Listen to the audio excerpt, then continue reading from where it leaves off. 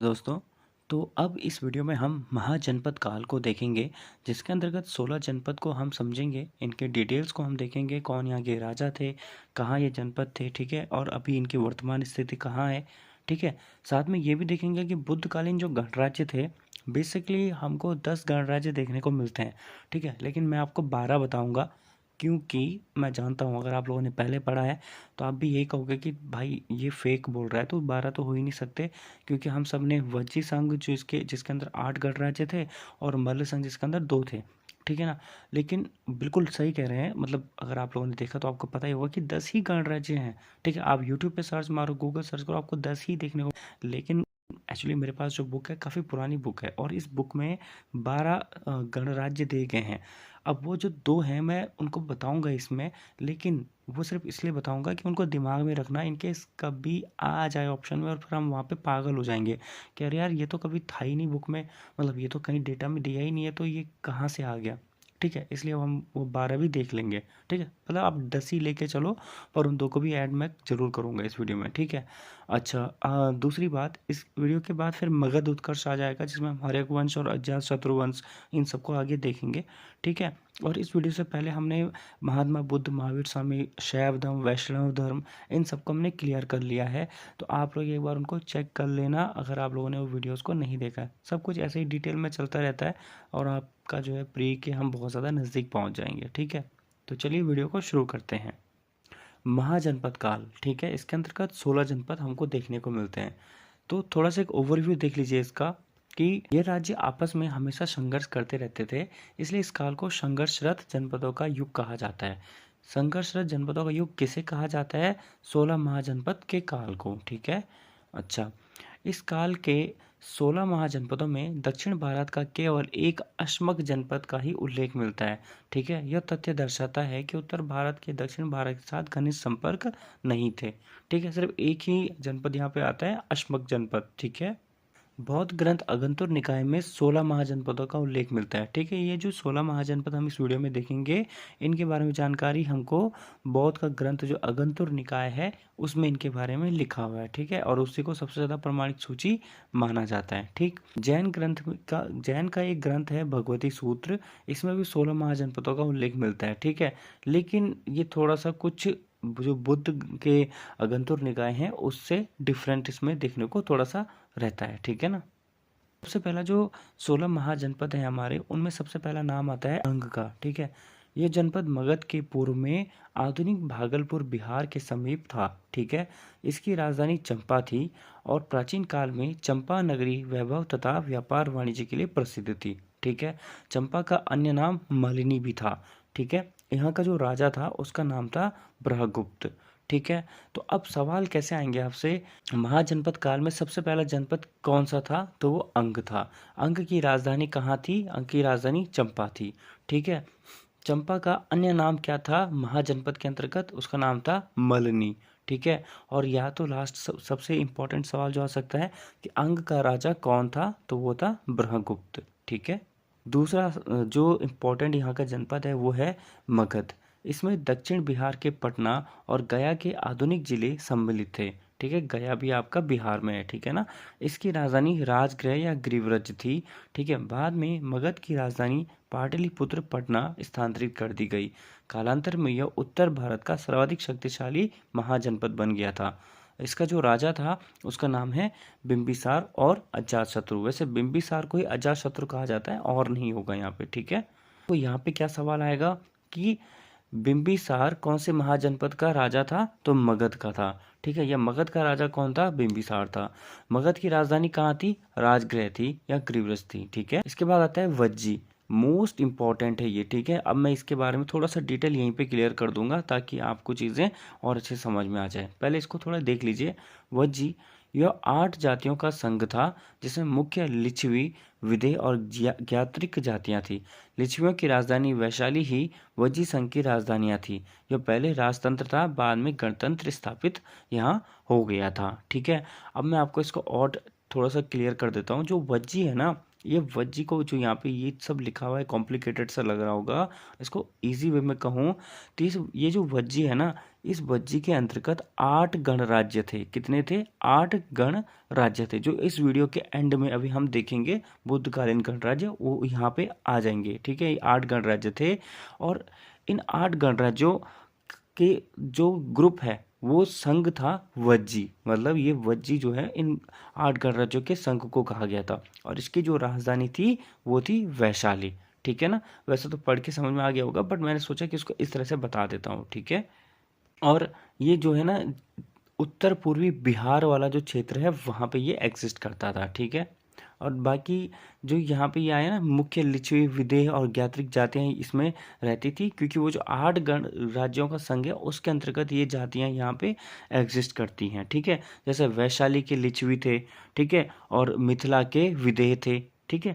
जो ज्ञात्रिक यहाँ पे आया, ये कुंडग्राम जो है इसके अंतर्गत आता है, तो कुंडग्राम की ज्ञात्रिक इसके अंतर्गत आते हैं। और इंटरेस्टिंग फैक्ट बताऊं तो ज्ञात्रिक को, जो मैंने आपको कुंडग्राम बोला ना, तो कुंडग्राम को इसके 8 उसमें मतलब 8 गणराज्यों में गिनते ही नहीं है। इसीलिए तो मैं कह रहा था कि वहाँ 12 देखते हुए तो 9वां जो है ये ज्ञात्रिक होता है, ठीक है। चलो सब कुछ ही क्लियर कर दूंगा एट द एंड में, ठीक है। फिलहाल आप अभी इतना ध्यान दीजिए कि वज्जी जो है 8 जातियों का संघ लिखा है, तो इसको आप समझ लीजिए कि ये 8 जो है गणराज्यों का संघ है। नेक्स्ट देखिए काशी। इसकी राजधानी वाराणसी थी। बृहदत्त राजाओं के समय में इसकी बहुत उन्नति हुई थी।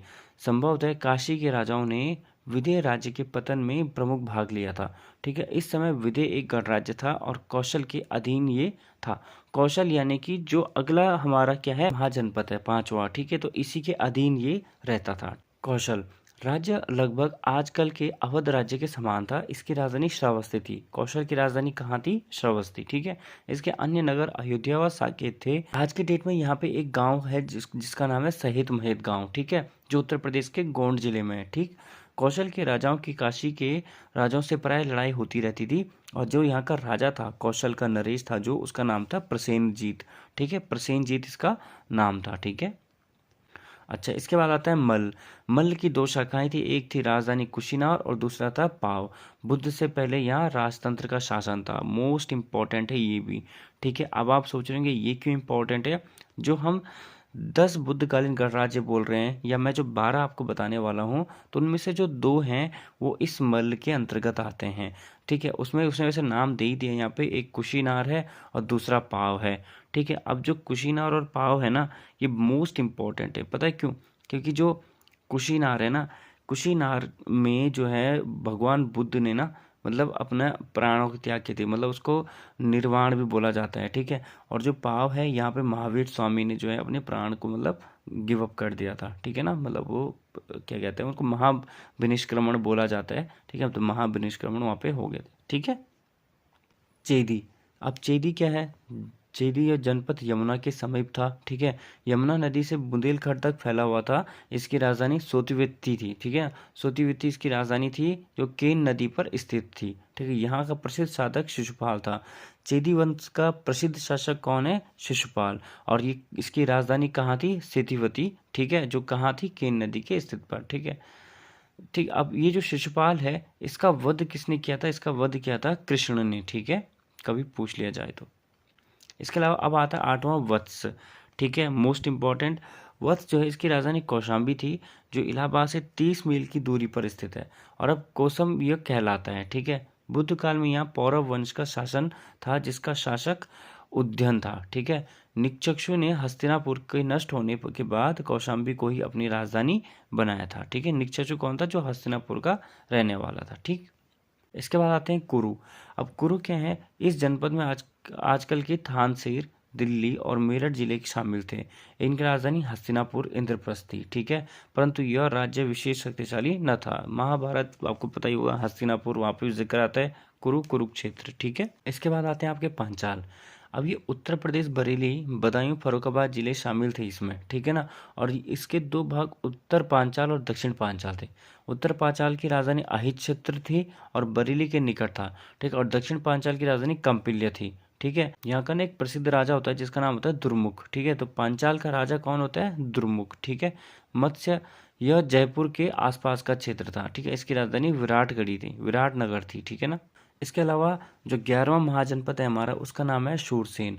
ठीक है, यह राज्य मथुरा के आसपास स्थित था। इसकी राजधानी मथुरा थी, जिसे यूनानी लेखक मैथुरा कहते थे। ठीक, यादव कुल ने बहुत प्रसिद्धि प्राप्त की थी इस समय में, और बुद्ध काल में यहाँ का राजा अवंतीपुत्र था, जो बुद्ध के प्रमुख शिष्यों में से एक था। ठीक है, तो सवाल आ सकता है कि अवंतीपुत्र कहाँ का राजा था?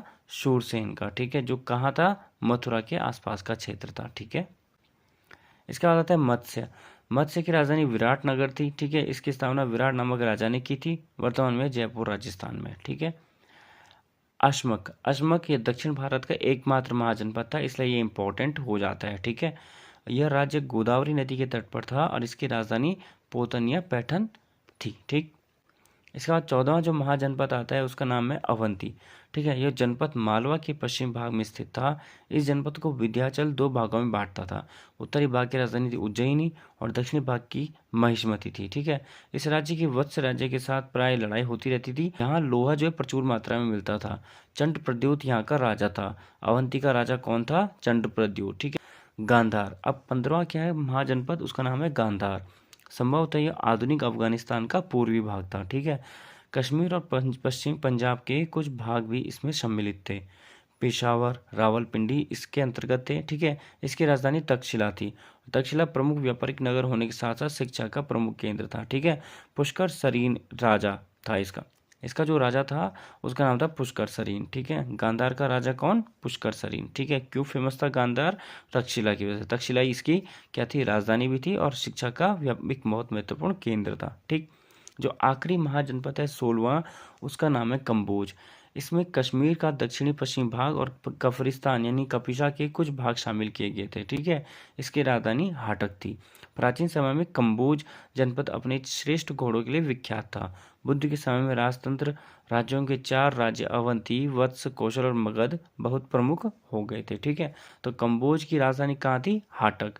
ठीक है, अब आते हैं बुद्धकालीन जो गणराज्य हमारे। ठीक है, इनको हम एक नज़र में देख लेते हैं फटाफट। ठीक है ना, देखो सबसे पहले गणराज्य क्या होता है? गणराज्य मतलब जहाँ जनता द्वारा जनता का शासन किया जाता है। लोकतंत्र, डेमोक्रेटिक एरियाज जिनको हम कहते हैं, वो गणराज्य है।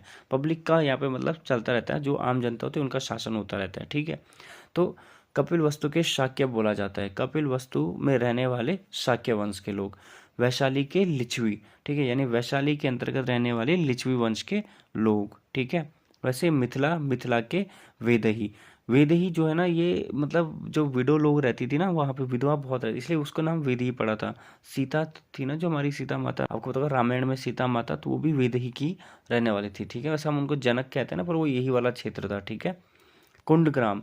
कुंडग्राम के ज्ञात्रिक। अब ये जो कुंडग्राम यहाँ पे है, ये आपको कहीं भी आप वीडियोस देखोगे आपको उसमें नहीं मिलेगा, क्योंकि ये यहाँ पे ऐड मैंने मतलब बुक में, जो मेरी पुरानी बुक है उसमें दिया हुआ है, इसलिए मैंने यहाँ पे कुंडग्राम के ज्ञात्रिक। ठीक है, फिर आते हैं आपके पाव। पाव के मल, ये मैंने आपको बताया था महावीर स्वामी को, जहाँ पे मतलब उनका अंतिम समय यहाँ पे व्यतीत किया था उन्होंने, उनकी डेथ हो गई थी, मतलब महापरिनिष्क्रमण इसको बोला जाता है। ठीक है ना, एक तरह से उसको मोक्ष की प्राप्ति बोला गया उनके उसमें। ठीक है, कुशीनार, महात्मा बुद्ध ने जहाँ पे अपने प्राण निछावर किए थे। ठीक है ना, तो मल्ल। ठीक है, कुशीनार के मल और पाव के मल्ल। ठीक है, और ये दोनों क्या बोला था, किसके अंतर्गत आते हैं ये दोनों के दोनों? तो मैंने कहा था ये क्या था हमारा? मल्ल संघ। ठीक है ना, जो मल्ल है, मल्ल संघ के अंतर्गत ये दोनों आ जाते हैं। ठीक है, और बाकी की सारे के सारे जो रिमेनिंग 8 है वो किसके अंतर्गत आ जाते हैं? वो आ जाते हैं वज्जी संघ के अंतर्गत। ठीक है, जिसकी राजधानी कहाँ थी? वैशाली। ठीक है, और मल्ल संघ की इनकी कहाँ थी? पावर कुशीनार ही थी। ठीक है, रामगाम। ठीक है, ये कोलिया, रामगाम के कोलिया। ठीक है ना, और पिपली वन के मोरिया। ठीक है, केसपुत के कलाम, ये भी यहाँ पे, ये सब इसी के अंतर्गत आते हैं। किसके अंतर्गत आते हैं? वज्जी संघ के अंतर्गत। ठीक है, वेस्ट द्वीप के ब्राह्मण। ठीक है, और इसके बाद आता है तुम्हारा सुसुमार गिरी के मग और अलकंपक के बुली। ठीक है, ये टोटल 12 यहाँ पे आ गए। और जो मैंने कहा था कि आपको देखने को नहीं मिलता है, वो मिलता है आपको फिर एक इसमें वेस्ट द्वीप। ठीक है, ये वेस्ट द्वीप के ब्राह्मण। तो ये थे 12 जो बुद्धकालीन गणराज्य थे। ठीक है, और बाकी 16 महाजनपद। कोई चीज़ समझ में नहीं आई हो तो कमेंट करके पूछ लेना। ठीक है, अपने सजेशन जरूर बताना कमेंट करके, और यार थोड़ा कमेंट वैसे भी कर देना कि कैसा लगा, क्योंकि थोड़ा एक मोटिवेशन मिल जाएगी थोड़ा कंटेंट को बनाने की। लाइक कर देना ताकि यूट्यूब थोड़ा औरों को भी रिकमेंड कर दे। ठीक है, चलिए मिलते हैं नेक्स्ट वीडियो में। धन्यवाद।